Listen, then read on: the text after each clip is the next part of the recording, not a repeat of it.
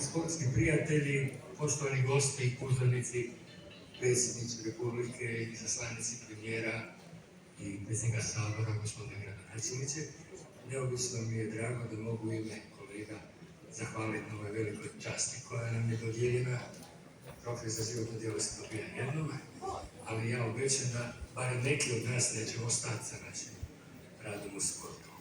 Inače, gospodin Kocijan, gospodin Milinković i ja imamo radno 186 godina staža u natjecateljskom sportu.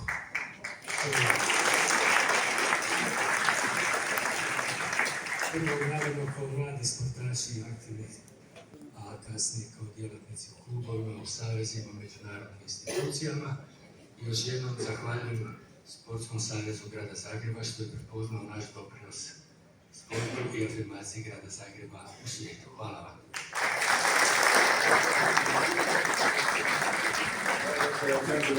Vama i svim osvajačima nagrade za životno djelo što ste nas toliko zadužili. Nadamo se da ćete imati još malo vremena podučiti neke nove generacije da ne zastane to sada kad on može